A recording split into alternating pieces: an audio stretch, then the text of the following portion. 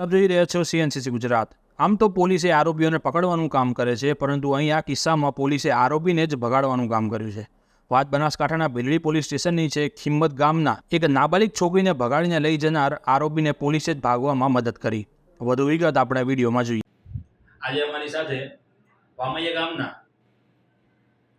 વિજુભા જોડાયા છે, જેમને પોલીસ સ્ટેશનનો એક કડવો અનુભવ થયો। ભીલડી પોલીસ સ્ટેશનમાં તેઓ એક કામ અર્થે ગયા હતા। તેઓ ભીલડી પોલીસ સ્ટેશનમાં તેમના ભાણીને લગતા કામ અર્થે ગયા હતા, પણ પોલીસ સ્ટેશન પહોંચ્યા બાદ તેમને કેવો કડવો અનુભવ થયો, એમને રજૂઆત કરવાની હતી। તે રજૂઆત તો પોલીસે લીધી નહીં, પરંતુ તેમને કેવો કડવો અનુભવ થાય છે તે આપણે એમના મુખેથી સાંભળીએ। તો વિજુભા, તમને જ્યારે ભીલડી પોલીસ સ્ટેશનમાં પહોંચો છો ત્યારે પોલીસથી કેવો પ્રતિસાદ મળે છે, અને શા કામે અને શા અર્થે તમે પોલીસ સ્ટેશને ગયા હતા? આમાં વાત એવી હતી કે ખિંમત ગામ ધાનેરા તાલુકામાં આવેલું છે। ત્યાંથી એક અમારી બેનની ભાણી એક ગામના યુવક સાથે ભાગી ગયેલી હતી, અને ભાણી નાબાલિગ હતી, 18 વર્ષથી ઓછી ઉંમરની હતી। તો અમારા સમાજની દ્રષ્ટિએ અમારી શોધખોળ ચાલુ હતી। અમે કોઈ પોલીસમાં ફરિયાદ એવું કંઈ નોંધાયેલું નહોતું। શોધખોળ કરતા અમને ખાનગી રાહે એક તપાસ મળેલી કે એક બોર ઉપર રહે છે, ભીલડી આજુબાજુના ગામ વડાવળી ગામે એક રબારીના કુવા ઉપર। તો ત્યાં ખિંમત ગામના અમારા ભાણાઓને ખબર પડતા એ શોધખોળ કરવા ત્યાં ગયેલા। તો એ બોરવાળા ભાઈએ કે અહીંયા કેમ તમે આવ્યા છો, આમને તેમ એવું કરીને એમને નજીકના પોલીસ સ્ટેશન એટલે કે ભીલડી પોલીસ સ્ટેશનમાં એમને જાણ કરેલી।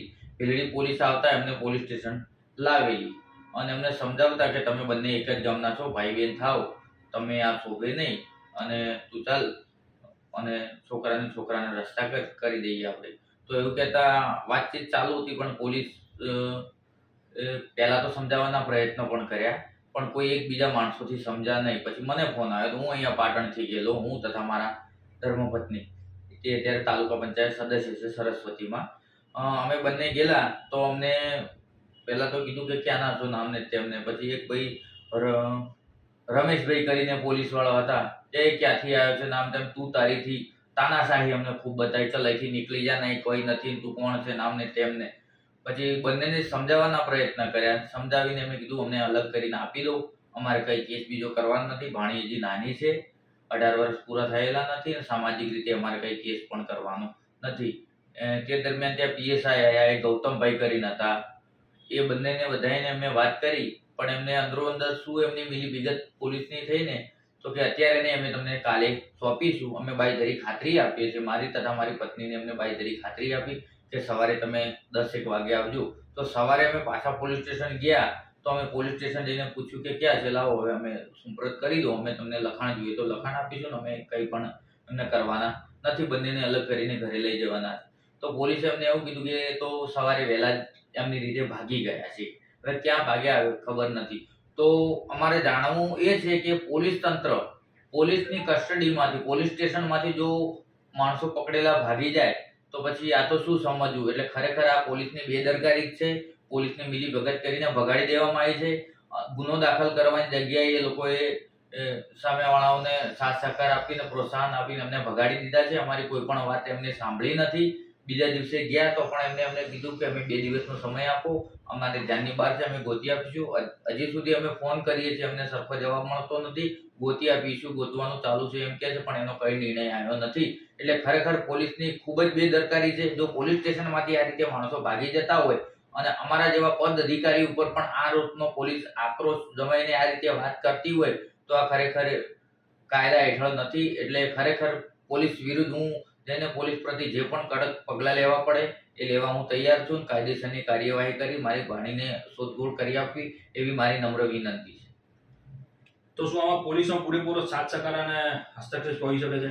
હસ્તગત હોઈ શકે ને, ત્યાં પોલીસ સ્ટેશનમાં સીસીટીવી કેમેરા એટલા લગાવેલા છે, સરકાર તંત્ર એટલા પોલીસ પદ અધિકારીઓને પગારદારીથી નોકરી રાખે છે, તો પોલીસ સ્ટેશનમાં એમને જાણી જોઈને જ ભગાડી દીધા હોય, પોલીસ સ્ટેશન કંઈ સૂનું તો હોય નહીં।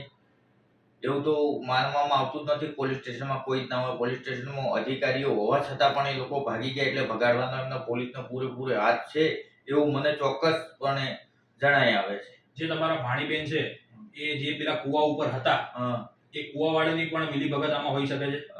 એની પણ હોઈ શકે છે. કારણ એ કે જે અત્યારે જે અમને મારા ઉપર જે દાવા લઈને તાનાશાહી બતાવી એ પણ એક રબારી સમાજનો હતો. જે કુવાવાળો હતો એ પણ એ રબારી હતો ને એ બંનેને કંઈક સગા સંબંધમાં મેળ થાય છે એવા પણ શાંતિ રાહે સમાચાર મળ્યા છે. એટલે બંને મળી અને રમેશ તથા એ ગૌતમભાઈ જમાદાર છે અને આ બંને તથા એમના સ્ટાફના બીજા અન્ય પણ માણસો હોઈ શકે. આ બધાએ મળીને અમને પગાડી દેવામાં મદદ કરી છે એવું મને ખરેખર એવી ખાતરી છે. ને કે પોલીસ સ્ટેશનમાં ભાગે એવું હું માનતો નથી. છેલ્લા કેટલા સમયથી તમને કોઈ અંદાજો ખરો કે કુવા ઉપર જે રબારીના ત્યાં જે સ્થાયી હતા ઉર્મિ તમારા ભાણીબેનને એ છેલ્લા કેટલા સમયથી એ કુવા ઉપર હશે? એવી કોઈ જ ખબર નથી. અમને 27 તારીખે સવારે વહેલા 10 વાગે ખબર પડી કે સવારે કે અહીંયા કુએ છે. એ પહેલા અગાઉ કેટલા સમયથી ત્યાં રોકાતા હતા એવી ખબર નથી, પણ 4 મહિનાથી ઘરેથી નીકળી ગયેલ છે એવા સમાચાર હતા. પણ અમે અમારી સમાજની દ્રષ્ટિએ અમે કોઈ પણ જગ્યાએ ફરિયાદ કે અરજી કરેલી નથી કે સમાજમાં નામ બદનામ થાય એના માટે. પણ પોલીસ તંત્ર જે આવા ભાગી જનારને મદદ કરતું હોય તો પછી બીજો તો કોના ઉપર શું વિશ્વાસ જ કરવો અમારે. રિપોર્ટર દસુભા, પાટણ.